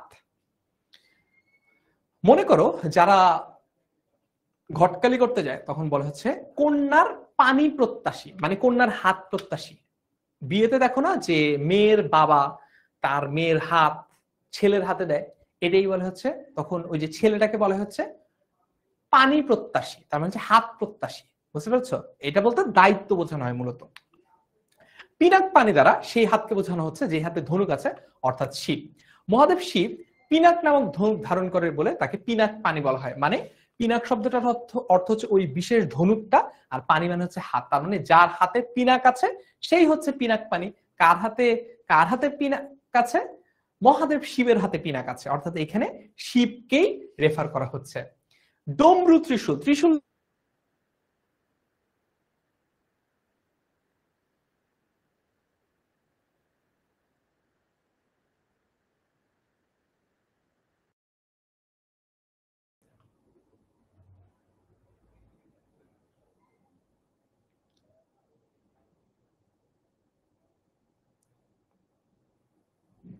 হা হা, কাজী নজরুল ইসলামের মতো একটু ঘুরে আসতে গিয়েছিলাম, দেখা যাচ্ছে। এই সিচুয়েশনকে বলা হচ্ছে টুকি। All right, I am back. এই পর্যন্ত তো আমরা বুঝলাম, তাই তো? এই পর্যন্ত তো আমরা বুঝলাম যে এখানে কি কি বোঝানো হয়েছে। আমি চক্র ও মহাশঙ্খ, আমি প্রণবনাদ প্রচন্ড। প্রণবনাদ মানে হচ্ছে যে প্রচন্ড, নাদ মানে হচ্ছে মেঘের যে আওয়াজ, প্রচন্ড মেঘের আওয়াজ, মানে ওই যে বজ্রপাতের যে আওয়াজ, সেটাকে এখানে বলা হচ্ছে। ওকে, ঠিক আছে। তারপরে যদি দেখি, আমি খ্যাপা দুর্বাসা বিশ্বামিত্র শিষ্য। আচ্ছা, দুর্বাসা এই লোকটা খ্যাপা কেন যদি একটু দেখি, দুর্বাসা কেন খ্যাপা থাকে সবসময়? এই দুর্বাসা, তার জন্ম কিন্তু একটা ক্ষত্রিয় বংশে হয়েছিল। তার মানে হিন্দু ধর্মের যে বর্ণ প্রথা সেটা অনুযায়ী ব্রাহ্মণ, ক্ষত্রিয়, বৈশ্য, শূদ্র, এরকম আলাদা 4টা ক্যাটাগরি আছে, এর বাইরেও আরো সম্প্রদায় আছে। তো এক একটা ক্যাটাগরির বা এক একটা গোত্রের বা এক একটা বর্ণের আলাদা আলাদা করে এক একটা পেশা বা সম্মান এরকম আছে, একদম জন্মগতভাবে। তো এইটা আসলে পরিবর্তনশীল না, কোনোভাবে এটা পরিবর্তন করা যায় না। কিন্তু খ্যাপা দুর্বাসা তিনি এত বেশি সাধনা করেছিলেন যে তাকে পরবর্তীতে কঠোর তপস্যার মাধ্যমে সে ক্ষত্রিয় থেকে ব্রাহ্মণত্ব অর্জন করেছিল। তো খ্যাপা দুর্বাসা কিন্তু ভীষণ খ্যাপা ছিল। খ্যাপা মানে কি? সবসময় চেতা থাকতো, ওস্তাদ সবসময় চেতা থাকতো। কেমন চেতা? সে তার স্ত্রীর সাথে কথা হচ্ছিল, তো তার স্ত্রীকে সে বলেছিল যে তোমার 100টা অপরাধ আমি ক্ষমা করে দেব, তোমার 100টা অপরাধ আমি ক্ষমা করে দেব, 100 বার ভুল করলেও আমি তোমাকে মাফ করে দিব। এন্ড গেস হোয়াট, 101তম বার 101তম বার যখন দুর্বাসা শ্রী কোন একটা ভুল করে, 101st টাইম, 100 বারের পর যে ভুলটা করে ওইটার পরে দুর্বাসা চোখের দৃষ্টিতে তাকে ভস্ম করে ফেলে, তার স্ত্রীকে একদম রীতিমতো পুড়িয়ে ফেলে। এই জন্যই তার নাম হয়েছে ক্ষেপা দুর্বাসা। ক্ষেপা দুর্বাসা, বুঝছি? ওকে, বিশ্বামিত্র শিষ্য। আচ্ছা, আমি দাবানল দাহ দাহন করিব বিশ্ব, তার মানে আমি পুরো পৃথিবীকে একদম জ্বালিয়ে পুড়িয়ে শেষ করে দেব। আমি পুরো পৃথিবীকে কি করব? জ্বালিয়ে পুড়িয়ে শেষ করে দিব। অলরাইট, এতটুকু পর্যন্ত ক্লিয়ার হলে একটু তোমরা কমেন্টে ক্লিয়ার লিখো তো। এতটুকু পর্যন্ত যদি ক্লিয়ার হয় তোমরা একটু কমেন্টে ক্লিয়ার লিখো, তারপর আমি তোমাকে কয়েকটা জিনিস একটু বলে দিয়ে আর একটু পড়াটা আগাতে পারি। সো আজকের ক্লাসটা কেমন লাগছে? অনেকেই প্রথমবারের মতো এসেছো, অনেকেই হয়তো বা আমাদের ক্লাসে কোর্সে অলরেডি ভর্তি হয়ে গেছো, আবার অনেকেই হয়তো বা কোর্সে ভর্তি হও নাই, আমার ক্লাস আগেও করেছো, তারা এখনো জাজ করছো যে আসলে কোর্সে ভর্তি হবা কিনা। সবার জন্য এই ক্লাসটা উন্মুক্ত ছিল। তো তুমি যদি এইচএসসি 26 ব্যাচের হও তাহলে তুমি এইচএসসি 26 স্টার স্টুডেন্টস টেনেমেন্স গ্রুপে লিখবা। আর যদি তুমি এইচএসসি 27 এর হও তাহলে তুমি এইচএসসি 27 স্টার স্টুডেন্টস 10ms এই গ্রুপটাতে তুমি আজকের ক্লাসটা তোমার কাছে কেমন লাগলো এইটা তুমি বুঝিয়ে দিবা। ফারিহা আক্তার বলছে খ্যাপা বুঝান ভাইয়া। খ্যাপা মানে হচ্ছে পাগলাটে আর কি, পাগলাটে মানে অল টাইম চেতা, অল টাইম মাথা গরম, এটা হলো খ্যাপা। বুঝতে পেরেছো? ওকে, এইবার আরেকজন জানতে চেয়েছিল যে ভাইয়া কোর্স কিভাবে কিনতে হয় আরেকবার দেখান, তাকে একটু দেখাই। আরেকজন জানতে চেয়েছিল যে ভাইয়া কোর্স কিভাবে কিনতে হয়, তাকে একটু দেখাই। সেটা হচ্ছে তুমি 10 মিনিট স্কুলের ওয়েবসাইটে যাবা। প্রথমে কি করবে? প্রথমে 10 মিনিট স্কুলের ওয়েবসাইটে যাবা। ওকে, সো 10 মিনিট স্কুলের ওয়েবসাইটে যাওয়ার জন্য তুমি গুগলে গিয়ে লিখবা 10, তারপর লিখবা ms.com। 10ms.com মানে হচ্ছে 10minuteschool.com। চলে গেলাম। তারপরে এরপরে কি করতে হবে? আয় হ্যাঁ, অরূপ বড় বলছে মহিষের মতো। ও খ্যাপা মহিষের মতো কেন? মহিষ তো নিরীহ হতে পারে। খ্যাপা সবসময় কোন প্রাণীটা খ্যাপা থেকে বলতো? সবসময় কোন প্রাণীটা খ্যাপা থেকে? আজকের কিউএনএ ক্লাস নূরে জান্নাত সাদিয়া জানতে চাচ্ছে আজকে কিউএনএ ক্লাস কয়টা? আজকে 10:30 বাজে বিকন ভাইয়া তোমাদের পেইড গ্রুপে ক্লাস নেবে। সো এই যে 10 মিনিট স্কুল ওয়েবসাইট চলে এসেছে। এরপরে তোমরা যেটা করো, তুমি যেই ব্যাচের স্টুডেন্ট, তুমি যদি 26 স্টুডেন্ট হও, এই সার্চ বারে যাও, সার্চ বারে গিয়ে তুমি লিখবা হচ্ছে 26। কত লিখবা? 26। তো আমি এবার একটু 26 এরটা দেখাই। সো 26 লিখবা। 26 লেখার পরে 26 লেখার পরে তুমি দেখবা সবগুলো কোর্স কিন্তু এখানে দেখাচ্ছে। এখন 26 ব্যাচের জন্য অলরেডি প্রথম বাংলা কোর্সটা শেষ হয়ে গেছে। এখন বাংলা 2.0 দ্বিতীয় বাংলা কোর্সটা চলছে, এটাতে ক্লিক করবা। চাইলে তুমি তোমার যে ফ্রি ক্লাসগুলো সেই ফ্রি ক্লাসগুলো দেখে নিতে পারো। তারপরে কোর্সটা কেনার জন্য তুমি এই কোর্সটি কিনুন বাটনে ক্লিক করবা। তারপরে সুন্দর মতো এগিয়ে যান বাটনে ক্লিক করবা। ঠিক আছে? আর যদি তুমি বই কিনতে চাও সাথে, তাহলে লিখবা এই যে বাই অ্যাড অন, এখানে ক্লিক করবা। ক্লিক করলে এই যে বইটা আছে বইটা পেয়ে যাবা। প্লাস অ্যাড করলাম, প্রাইসে অ্যাড হয়ে গেল। ওকে, তারপরে প্রোমো কোড যদি থাকে আমার কাছে আছে, দিব তোমাদেরকে ইনবক্সে। প্রোমো কোড শুরু করুন, ক্লিক করবা, ফোন নাম্বার দিবা, হয়ে যাবে কোর্সে এনরোল। একদম ইজি, ইজি পিজি, কোনো সমস্যা নেই। বুঝেছো? অলরাইট, বুঝতে পেরেছি এই পর্যন্ত?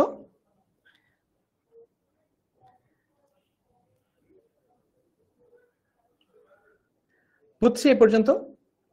এখন আমি একটা পোল করি, সেটা হচ্ছে তোমরা কি ক্লাস 9:30 পর্যন্ত করবা নাকি এখন ছুটি চাও? সো পোলটা হচ্ছে এইটা। পোলে আমি লিখি do you want to end the class now. আমি তোমাদেরকে প্রশ্নটা দিয়ে দিই। তারা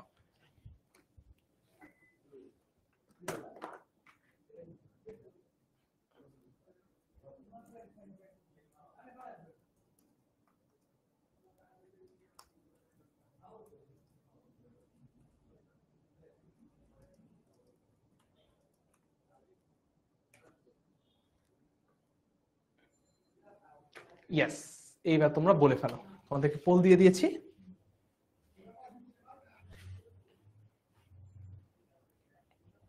ওই যে কেউ কেউ ছুটি যাচ্ছে, আল্লাহ, একজন বলছে 10টা পর্যন্ত চাই, আমি বাসে যাবো না আজকে। আবার 10:30 থেকে কিন্তু তোমাদের পেইড ব্যাচে তোমাদের কিন্তু বিলাসী গল্পটা তোমাদের বিকন ভাই আবার পড়াবে। সো পোল দিয়ে দিয়েছি, তোমরা নিজেরাই ভোট দাও। আমি দেখি যে আসলে মেজরিটি কি চায়, মেজরিটি কি ছুটি চায় নাকি মেজরিটি আরো পড়তে চায়। Let me C.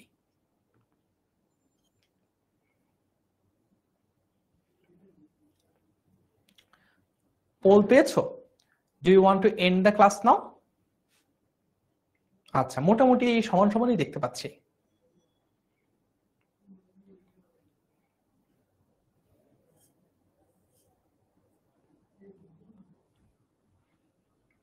আচ্ছা, 50-50, হাউ কাম? ক্লাস শেষ করতে চেয়েছে 51.39% শিক্ষার্থী, ক্লাস 9:30 পর্যন্ত করতে চেয়েছে 48.61% শিক্ষার্থী, প্রায় 50-50। তাই চলো আমরা বাকিটুকু অংশ ক্লাস করে ফেলি। তারপরেও কিন্তু বিদ্রোহী কবিতাটা আজকে শেষ হবে না, আমরা বিদ্রোহী কবিতাটা শেষ করব মূলত আমাদের পেইড ব্যাচের কোর্সেই, কারণ পেইড ব্যাচে এই বিদ্রোহী কবিতার উপর 2টা ক্লাস পাওয়া যায়। তো 2টা ক্লাসে এই পুরো কবিতাটা কমফোর্টেবলি শেষ করে ফেলা যায়। সো আমরা 2টা ক্লাসে এটা শেষ করব। আচ্ছা, দেখি একটু তাহলে, সময় যেহেতু আছে আরো 20 মিনিট, চলো আর একটু দেখি। এই ব্যাখ্যাগুলা ক্লাসের স্লাইড থেকে তোমার সব পড়তে হবে। আমি উন্মনমন উদাসীর, আমি বিধবার বুকে ক্রন্দন শ্বাস, হাহুতাস আমি হুতাশীর। এই দিয়ে কি বোঝানো হচ্ছে দেখো তো, তুমি নিজে রিডিং করে বুঝো তো কি বোঝানো হচ্ছে, কি বোঝানো হচ্ছে দেখো তো। কুইজ আমি নিতে পারি, হ্যাঁ কুইজও নেওয়া যায়, নিব। আচ্ছা, এতটুকু বুঝে এরপর আমরা পোলে চলে যাব, এরপর টানা আমরা পোল সলভ করব। রাইট, ভালো কথা বলেছো। এরপর আমরা টানা পোল সলভ করব, প্রশ্ন সলভ করব। বিধবার বুকে ক্রন্দন শ্বাস, তার মানে হচ্ছে একমাত্র সম্বল, বিধবার একমাত্র সম্বল যে আমি সেই একমাত্র সম্বল হয়ে থাকতে চাই। আমি হুতাশীর, হাউতাস যে হায় হতাশা প্রকাশ করে তাকেই বলা হচ্ছে হা হুতাশী, হা হুতাশী। বুঝছো? কবি বিধবার বুকে, এখন এই পুরো লাইনের ব্যাখ্যা এখানে আছে। কবি বিধবার বুকে ক্রন্দন শ্বাসের যন্ত্রণাকে অনুভব করেছে। এখানে পীড়িত মানুষের প্রতি কবি সহানুভূতি প্রকাশ করেছে। তার মানে যার কোনো সহায় সম্বল নাই, যার কিচ্ছু নাই, একজন ওই যে বিধবার বুকের ক্রন্দন শ্বাস, তার মানে একজন বিধবা যার স্বামী মারা গেছে, যার হয়তো বা কোনো সহায় সম্পত্তি নাই, সে কিভাবে বেঁচে থাকবে, কিভাবে দিন যাপন করবে কিচ্ছু জানে না, সেই মানুষটারও যে মনের দুঃখ, জ্বালা, যাতনা, কষ্ট, অসহায়ত্ব, সেগুলো অনুভব করেছে কে? কবি কাজী নজরুল ইসলাম। বুঝতে পেরেছো? ওকে, চলো এইবার ক্লাসটা কিভাবে পাবো? ক্লাসটা আমি আমাদের পেইড ব্যাচের গ্রুপে, ফেসবুক গ্রুপে দিয়ে দিব, চিন্তা করো না। আমি চলো এবার কিছু প্রশ্ন সলভ করি। লেটস সি আমরা প্রশ্ন পারি কিনা।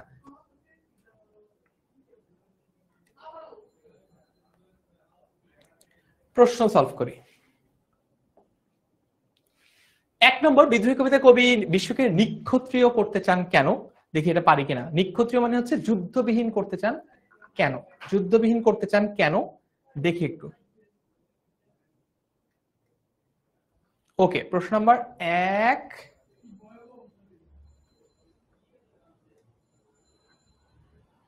ইয়েস। হ্যাঁ ফারিয়া আক্তার, আমি তোমার সাথে একমত। কাজী নজরুল ইসলাম তোমাদের অবস্থা খারাপ করার জন্য এত কঠিন কবিতা লিখেছে, কিন্তু আমার মনে হয় কাজী নজরুল ইসলাম যখন এই কবিতাগুলো লিখছে তখন তিনি মনে হয় চিন্তাও করে নাই যে তার কবিতা 100 বছর পরেও বাংলাদেশের পাঠ্যপুস্তকে অন্তর্ভুক্ত করা হবে এবং স্টুডেন্টদেরকে বাধ্য করে এই কবিতাগুলো পড়ানো হবে। যদি তিনি জানতেন যে স্টুডেন্টদেরকে অপশন দেওয়া হবে না, বাধ্য করা হবে কবিতাগুলো পড়ার জন্য, আমার মনে হয় তিনি এই কবিতা লিখতেন না, বা কবিতার নিচে ডিসক্লেমার লিখে দিতেন, ইহা বাধ্যগতভাবে না পড়াইবার অনুরোধ রইল। Correct answer, correct answer.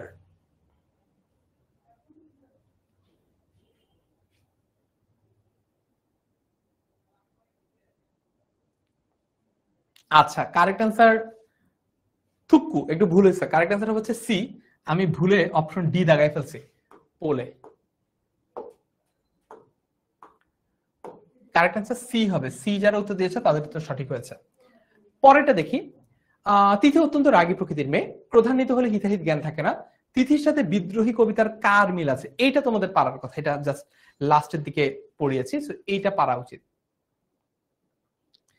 এইটা পারা উচিত। দেখি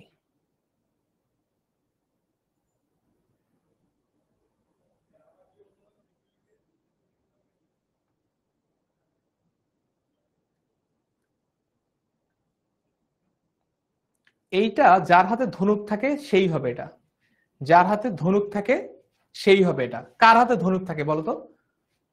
তিথি অত্যন্ত রাগের প্রধানিত হলে ইত্যাদি গান থাকে না, তিথির সাথে বিদ্রোহী কবিতায় কার মিল আছে? চেঙ্গিস খান হবে না, আলেকজান্ডার তো পুরো কবিতায় পাই নাই, নটরাজ তো আসলে নাচে, তো নটরাজও না, একটাই বাকি আছে পিনাক পানি। কারেক্ট অ্যান্সার কি? পিনাক পানি।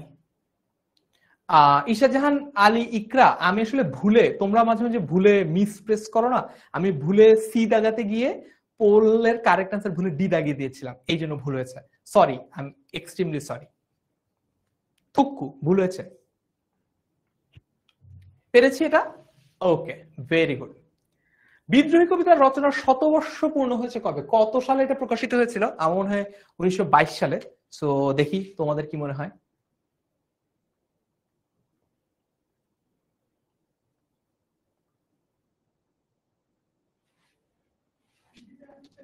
ইয়েস, বিদ্রোহী কবিতাটি শতবর্ষ পূর্ণ হয়েছে কবে? তার মানে কবিতাটা লেখার 100 বছর পূর্ণ হয়েছে কবে?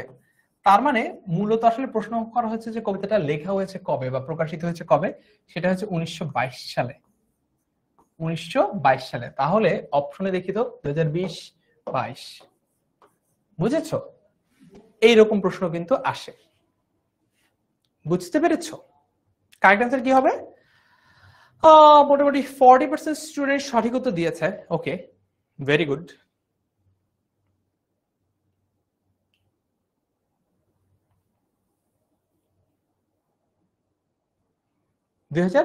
ইজ দ্য কারেক্ট অ্যান্সার, ইয়াস।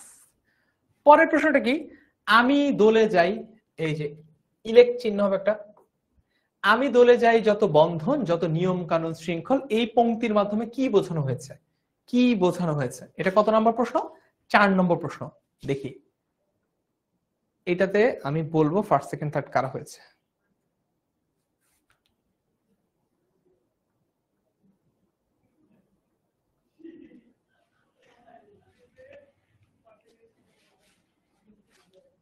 আরে আমাদের রেগুলার স্টুডেন্ট মন্দিরা রানী দাসকে দেখতে পাচ্ছি, তুমি আগে কইছিলা, তোমাকে আগে দেখি নাই কেন?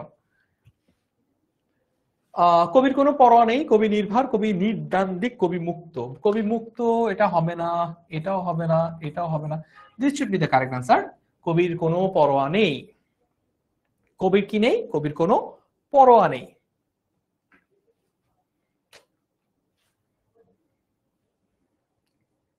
আচ্ছা, কারেক্ট আনসার মোটামুটি 80% স্টুডেন্ট কিন্তু কারেক্ট আনসার দিয়েছে, very good, A is the correct answer.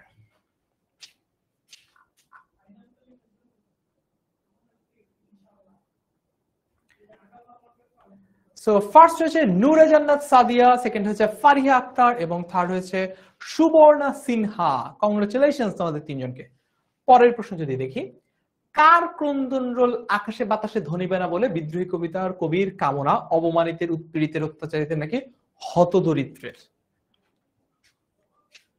যবে উৎপীড়িতের ক্রন্দন রোল আকাশে বাতাসে ধ্বনিবে না, কি যেন একটা লাইন দিয়ে কবি শেষ করেছে কথাটা,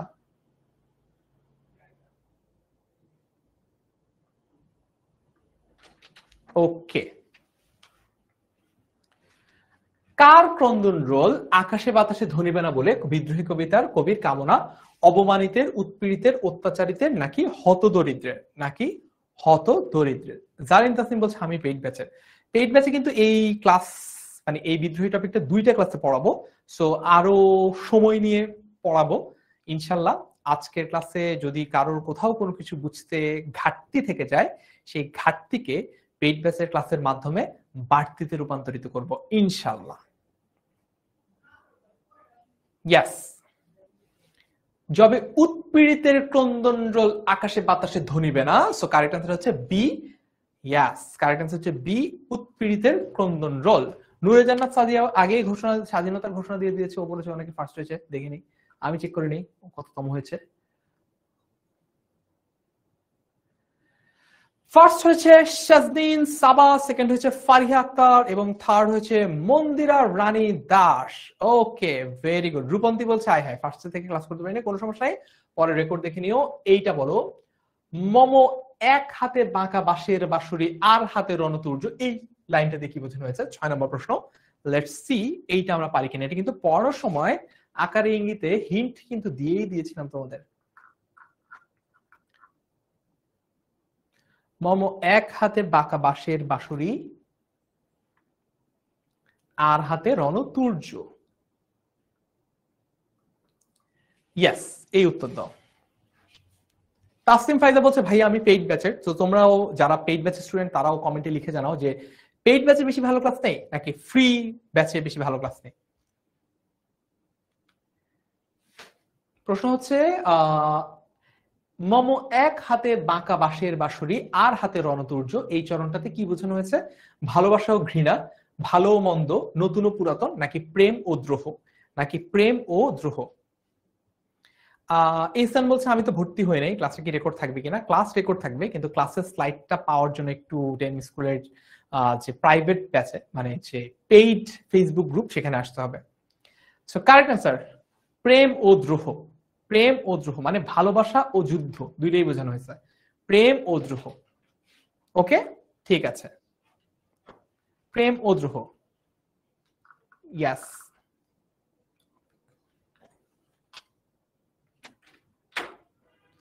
সো কারেক্ট অ্যান্সার হচ্ছে ফার্স্ট, আচ্ছা কারেক্ট অ্যান্সার হচ্ছে 4 ডি। ফার্স্ট হচ্ছে মুনতাসির তাবাসসুম, সেকেন্ড হচ্ছে সাবরিনা আফরিন এবং থার্ড হচ্ছে নেহা। তোমাদের তিনজনকে অনেক অনেক কংগ্রেচুলেশন। অলরাইট, সো এই ক্লাসের স্লাইড কিন্তু আরো অনেকগুলো প্রশ্ন আছে, যে স্লাইডটা আমি আজকের ক্লাসের পরে আমাদের যে ফেসবুক গ্রুপটা রয়েছে পেইড ব্যাচে সেখানে দিয়ে দিব। তোমরা চাইলে সেখান থেকে স্লাইডটা সংগ্রহ করে সবগুলো প্রবলেম বা সবগুলো প্রশ্ন পরবর্তীতে সলভ করে নিতে পারো। আশা করি আজকের ক্লাসটা তোমরা যারা করলা তোমাদের কাছে আমাদের ক্লাসটা ভালো লেগেছে। সো চাইলে এখনই 1699 নম্বরে কল দিয়ে সর্বোচ্চ ডিসকাউন্টে ভর্তি হয়ে যেতে পারো, আর না হলে অপেক্ষা করতে পারো আফসোসের, ক্লাস মিসের এবং এ প্লাস মিসের। দেখা হবে ইনশাল্লাহ ফ্রি অথবা পেইড যে কোনো ব্যাচের ক্লাসে। সে পর্যন্ত সবাই ভালো থেকো, সুস্থ থেকো। আসসালামু আলাইকুম, আল্লাহ হাফেজ সবাইকে।